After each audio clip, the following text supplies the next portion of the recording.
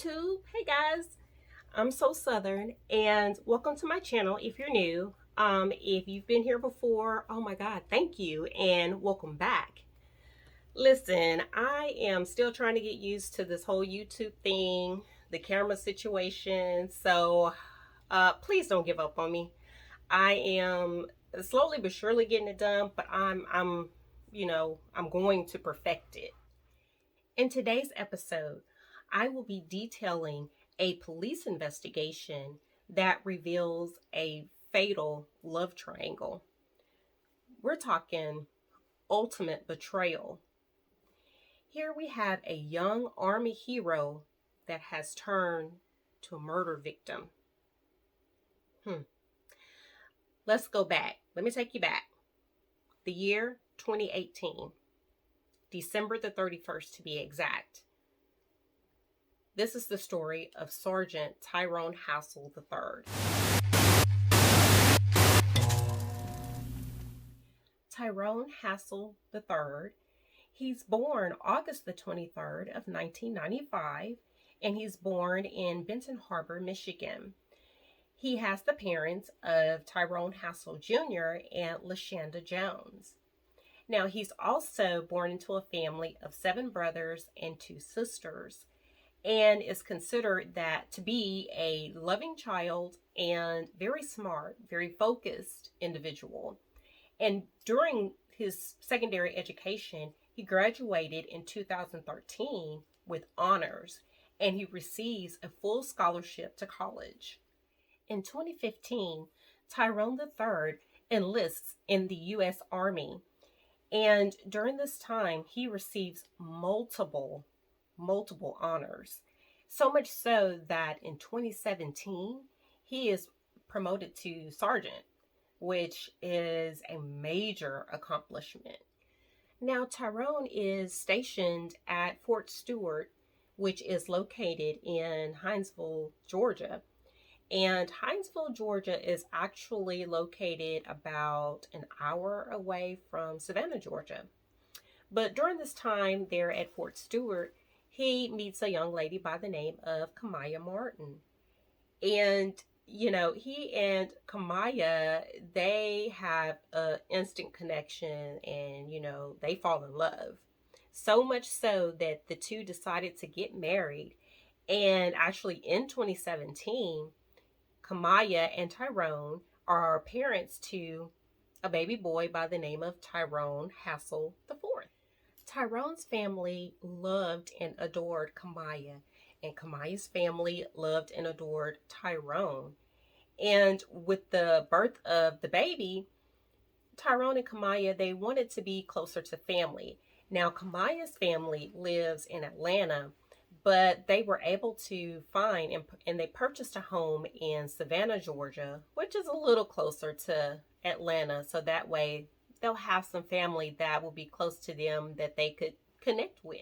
In February of 2018, Kamiyah and Tyrone, they find out that they have to deploy to Korea.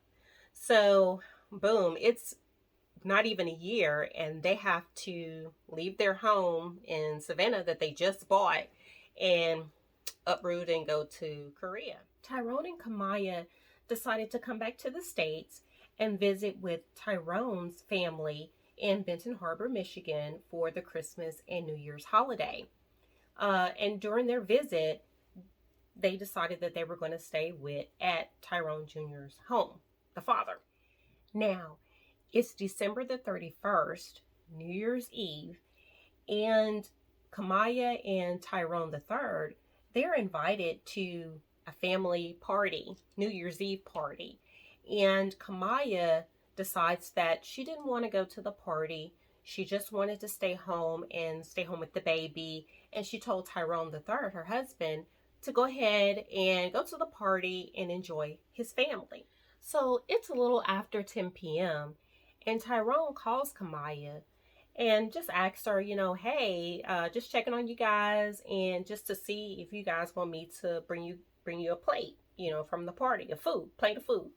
And Kamiyah actually says, yeah, if you don't mind, yeah, just bring me a plate and, that'll be perfect. So Tyrone He returns home with the plate of food, and it's around 11 o'clock now. And he's like, Kamiyah, I don't have to go to the party. I'll stay home with you and the baby boy, and we can celebrate the new year as a family. And, it's not a big deal. We just one unit and be happy. Bring in the new year. But Kamiyah insists that Tyrone go back to the party and enjoy himself. She says, hey, I'm tired and the baby's asleep. I want him to stay asleep. So, and then if he wakes up, I want to be here, but whatever. Go ahead. You don't have to be here with us. We got it. So Tyrone is like, okay, well, love you. And see you in the new year, right?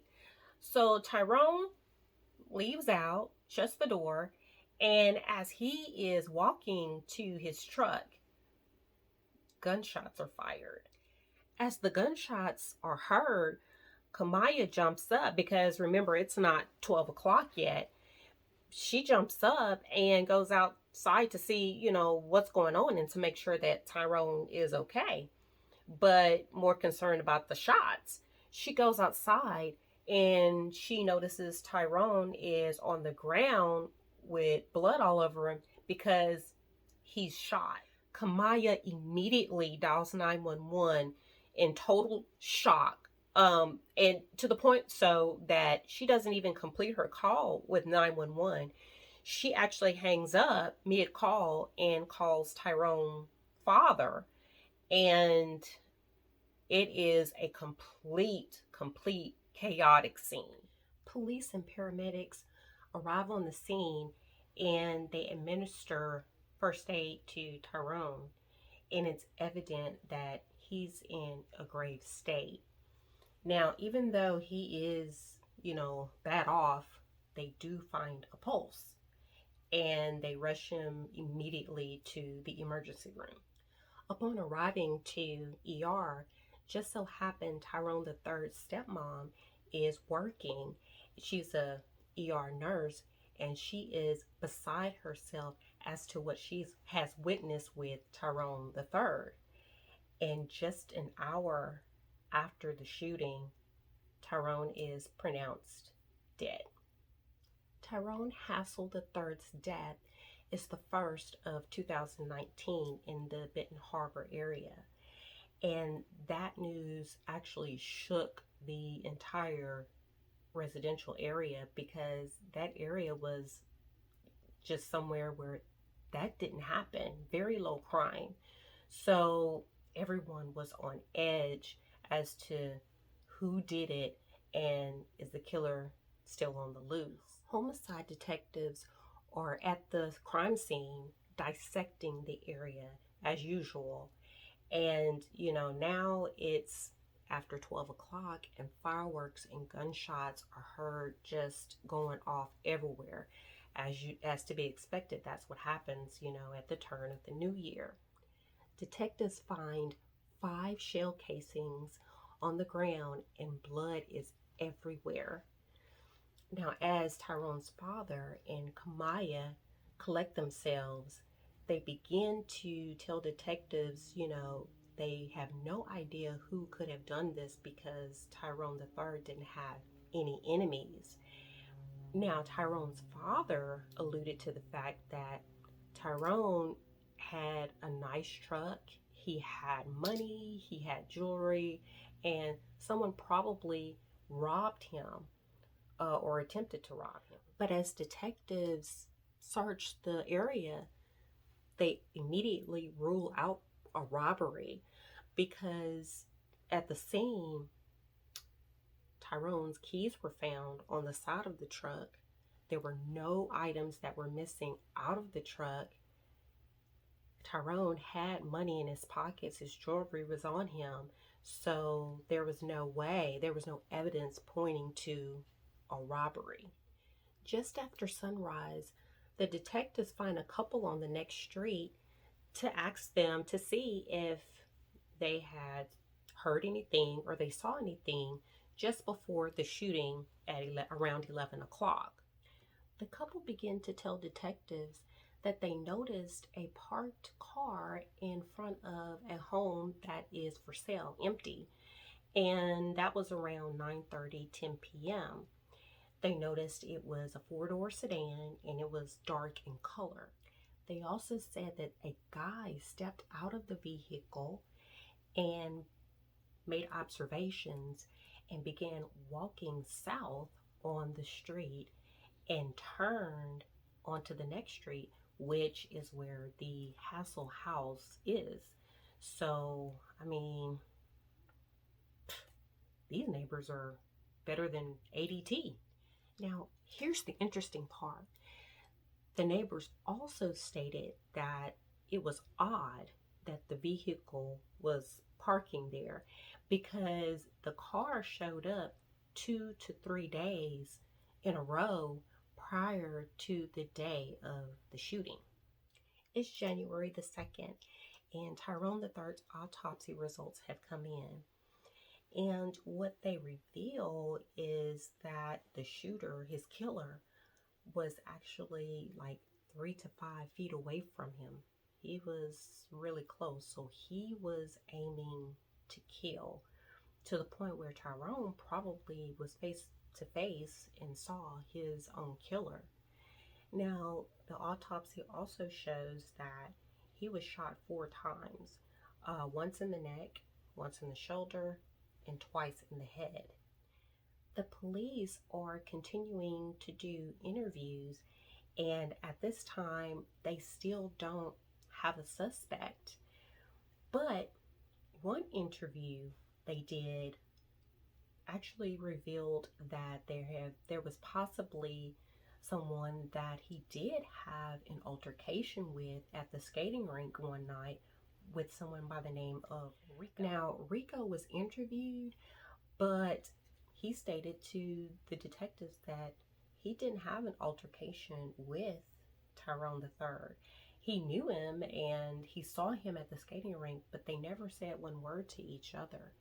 And even after that, and at the day that the murder took place, Rico was at a party somewhere else and he was nowhere near the crime scene. After detectives checked out his story, everything checked out true. He was nowhere to be seen and he had an alibi and people to testify to that. Police are just baffled and they are just like stuck at square one. Okay, it's January the 10th and Benton Harbor detectives get a major break in this case. They receive a phone call from military detectives from Fort Stewart. You remember the military base in Georgia where Kamiyah and Tyrone were stationed? Well, they have some news that just shifted this whole case. The information they receive is confirmed that Kamiyah had an extramarital affair with one of the soldiers that's on the base that was in her platoon. After many interviews with multiple soldiers on base, everyone knew that Kamiyah was having this affair with the 24-year-old named Jeremy Cuellar. It was said that Kamiyah and Jeremy was in a sexual relationship and they were in love, just like head over heels in love. And Jeremy, in his mind, he was so in love, in his mind, that was his wife. Well, of course, now Jeremy is a suspect, but the police need evidence that would connect him to this murder. I mean, Jeremy does have a motive. Okay, here's where it gets creepy. Now, Jeremy took leave the same time as Tyrone III and Kamiyah to come to the States. Now, side note, Jeremy was stationed in Korea the same time as Tyrone III and Kamiyah. Jeremy's leave paperwork stated that he wanted to visit his mom in Chicago around for the holidays, the Christmas and New Year holidays. Now, Chicago is like an hour and a half away from Benton Harbor, Michigan, and it is also like 23 miles from the Indiana state border.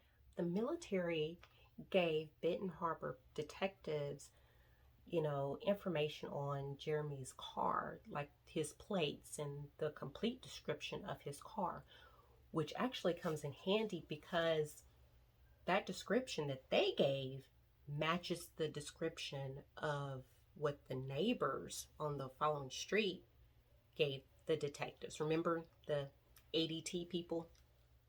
Police used plate scanners on I-94, which is the interstate that Jeremy would have had to use to commute to get to Benton Harbor, Michigan. And just so happened, his plates were scanned at 8:27 p.m. on New Year's Eve going into Benton Harbor, Michigan. And they were scanned again crossing over into Indiana around midnight. Now, after retrieving Jeremy's phone records, it was determined that he was in the area at the time of the murder. I mean, the phone towers, the cell towers would get you every time. It also showed that data was used at the time of the murder. Now, make sure that you put a thumbnail on that tidbit of information. The confusing part was on Jeremy's phone records, there was no communication with Kamiyah the days leading up to the murder or the day of the murder. But with the information with the cell towers and the plate scanners, that was enough to put out a warrant for Jeremy's arrest. Now, the same day as the local police are getting an arrest warrant for Jeremy, the military detectives contact the local detectives and they have more information on Mr. Jeremy. Now, Jeremy's close friend stated that when Jeremy came back to base in Georgia, in Fort Stewart, that he confessed to him that he killed Kamiyah's husband, Tyrone III, and that he went into full detail about how he did it. So Jeremy confessed to the friend that when Tyrone walked out of the house, walking back to the truck to go back to the party, that he walked up behind Tyrone, shot him a couple of times. When Tyrone fell to the ground, that's when he fired 2 shots to the head and he was face up. Now, this detailed information is consistent with the evidence that was found at the scene of the crime. Now, Jeremy actually tells the friend that the reason why he did it out of love for Kamiyah. But that's not the kicker. The kicker is the next thing that was said from the friend, which is Kamiyah helped plan the murder. When detectives heard this, they were like completely baffled because at the point when they came up on the scene, Kamiyah's actions were that of someone that was completely in shock. She was, to the point where she had everyone fooled, the police, the paramedics, the family. So to hear this, it definitely threw the detectives for a loop. Now, remember when I said that when detectives were going through Jeremy's phone records, that they didn't show any communication with Kamiyah days before the murder or the day of? Well, the friend reveals that Jeremy stated that the communication happened all through Snapchat. And we all know that Snapchat, it deletes messages after so long, right? The The friend also stated that Jeremy told him that Kamiyah knew that Tyrone had death benefits and that the death benefits were over $500,000 and that she was the beneficiary. So Kamiyah wanted the money and she also wanted the man, Jeremy. Okay, now it's January the 12th and detectives, they have all of this new information and they wanted to speak with Kamiyah, but they didn't want to make it so obvious that, yeah, now you are suspect. So they contact Tyrone the third's father, Tyrone Jr., and asked him if he would come to the police station and bring Kamiyah with him. So, of course, they come into the station and they take Kamiyah to one of the interrogation rooms and they tell Mr. Hassel Jr., he could go ahead and go home. Now, the dad, Hassel Jr., he is confused by what's going on because they have not relayed any information to him as to what they know at this point. But he didn't ask any questions and he went on home because he didn't know what was going on. So, yeah. As Kamiyah's questioning is underway, the detectives get a message from the military detectives on base because at this time, or the same time, they have Jeremy in for questioning. And they are stopped actually because at this time, Jeremy stops the interview and he wants to lawyer up.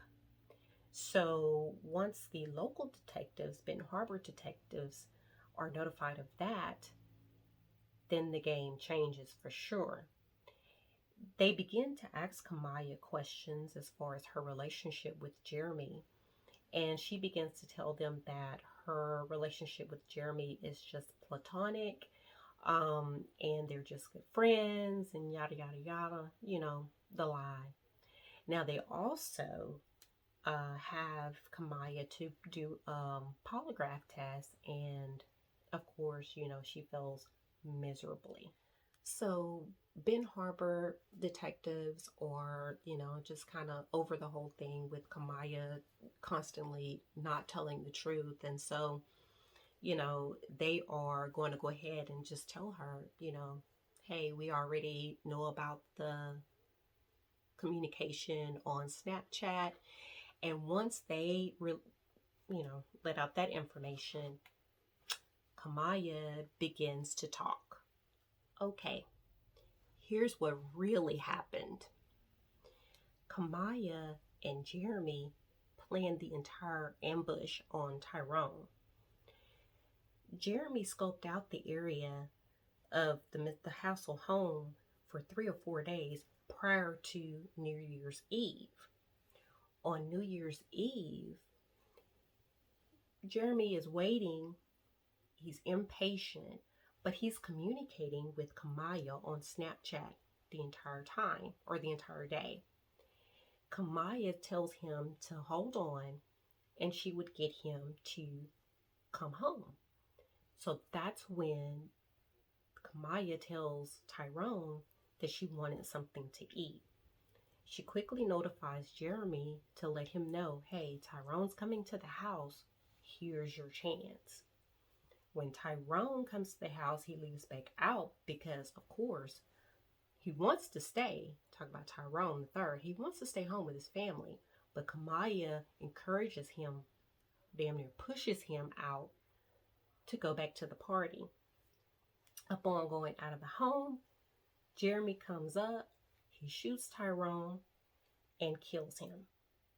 Shoots him 4 times and kills him. Now, Kamiyah hears the gunshots. She waits a few minutes, several minutes, before she runs out the house and then calls 911 and makes this whole scene, this dramatic scene, as if She had no idea of what was going on. The police asked Kamiyah just straight out, what was the reason? Like, why? Why would you set your husband up? Why would you set up the father to your newborn son? Why would you do it? And she stated that part of the reason was for the money, but the other part is what bothered me the most. She stated that she didn't want to call off the hit because she did not want to upset Jeremy. Kamiyah Hassel is charged with first-degree murder, and she's charged with conspiracy to commit murder. Jeremy Cuellar, her boy toy, he's also charged with murder. It's July of 2019, and Kamiyah's trial begins. Now, Kamiyah's defense team, they are trying to work this case and state that Jeremy was the mastermind in this whole murder, that Kamiyah just went along with it because she felt that she had to. But the prosecution were on their game that day and presented all necessary evidence. But what sealed the deal on this case in favor of the prosecution was that they had the evidence of a phone call with Kamiyah and her mother while Kamiyah was in jail. Now, in the phone call, Kamiyah is actually confessing to her mother that she was a part of the murder. She stated to her mom that, yeah, she did come up with the idea. Jeremy was with it, and money was a major part of it, but she also wanted to be with Jeremy. When her mom asked her, why didn't you just leave? Why didn't you just divorce Tyrone? And Kamiyah's response was she didn't know. She was in a bad place. So Kamiyah is sentenced to life in prison without the possibility of parole. Now, with this sentence, Jeremy hears it and he automatically takes a plea deal, and his sentence is 65 years.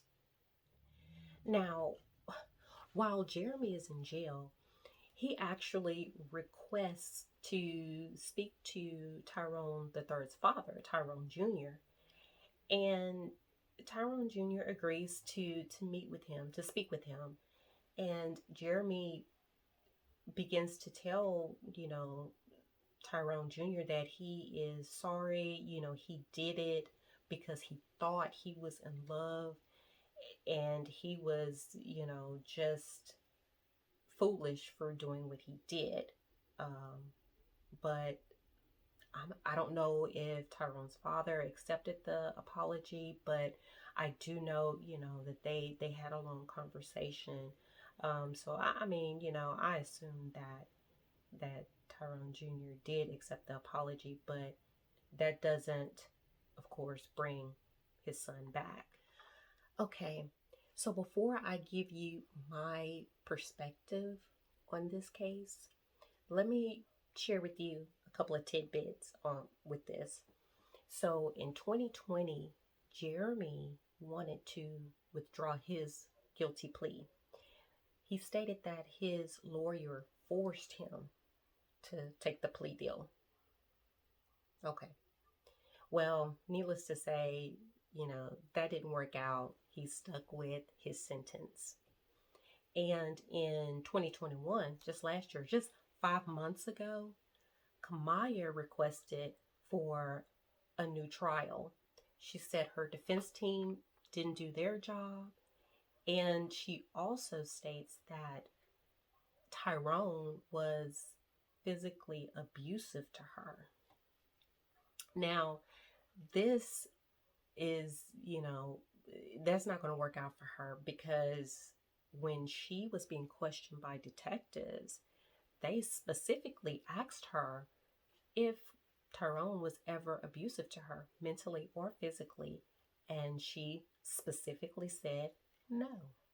So I don't think I don't think her new trial is going to happen either. But man, this is a case. This was wild. This was a wild one for me. But my thoughts. I mean, I just don't know. That is wicked, wicked. So you want to kill your husband for money and to be with another man after you done had this man's baby? I don't know. That I don't understand. But I'm glad I don't understand, because if I feel like I understood, then I would be just as mental. So, but tell me what you think about this case. I don't know if you've heard about this case or whatever, but I would like to know your perspective on the case, from Tyrone Jr., the father, to Kamiyah, to Jeremy, you know, let, let me know what you think. But anyway, signing off. So Southern. Y'all have a good one and be safe out there. Bye.